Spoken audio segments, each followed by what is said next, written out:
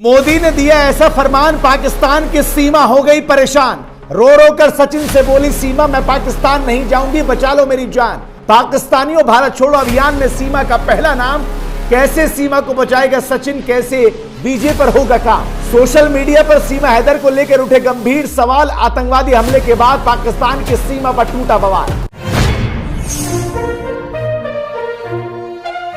पहलगांव में हुए आतंकी हमले ने पूरे देश को सुलगा दिया है। हर कोई दरिंदों को फांसी पर लटकते हुए देखना चाहता है।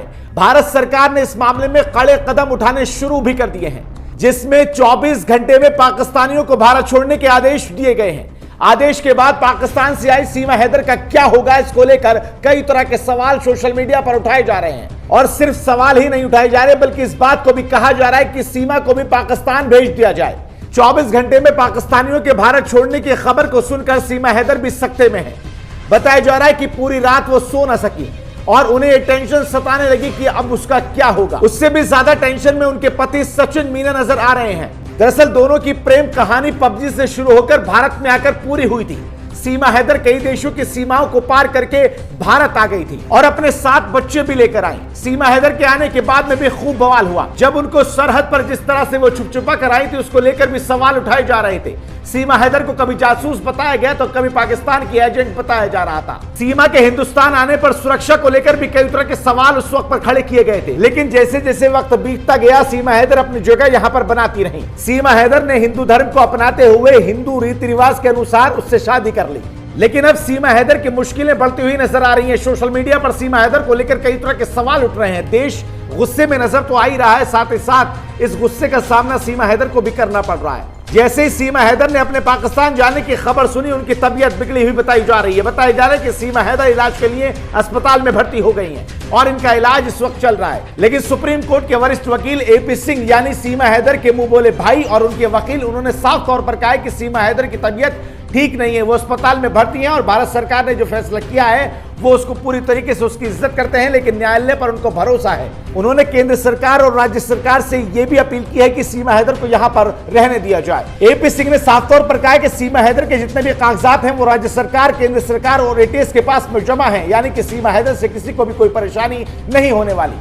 विगत दिवस बहुत ही दुखद आतंकवादी घटना पहलगाम श्रीनगर में पाकिस्तान के द्वारा साजिश और षड्यंत्र के तहत हमारे निर्दोष निहत्थे जो सैलानी टूरिस्ट गए हुए थे, घूमने गए हुए थे, हनीमून मनाने गए हुए थे, कश्मीर की अर्थव्यवस्था को मजबूत करने गए थे और वहां पर दुखद घटना हुई, जिस संबंध में सीमा अपनी बेटी और खुद बीमार होने की वजह से अस्पताल में होने के बावजूद बहुत दुखी हुई, बहुत परेशान हुई, क्योंकि सीमा पाकिस्तान से सनातन धर्म ग्रहण करके नेपाल पहुंची थी। नेपाल में सचिन मीना के साथ विवाह करके भारत आई, भारत में भी शादी हुई और शादी के बाद पिछले माह उसने भारत में एक बेटी को जन्म दिया है।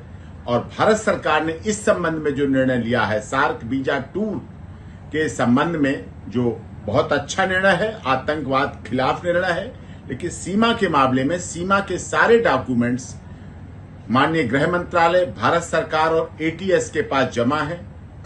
माननीय महामहिम राष्ट्रपति जी का याचिका लंबित है। सारे आदेश जो सीमा माननीय अदालत ने दिए थे जमानत के दौरान, उत्तर प्रदेश की माननीय अदालत के द्वारा जो आदेश सीमा को जमानत के समय दिए गए, उनका पूरी तरह से पालन कर रही है। उसी आदेश के अनुसार अपनी ससुराल में रबुपुरा में रह रही है, कानून में विश्वास रख रही है।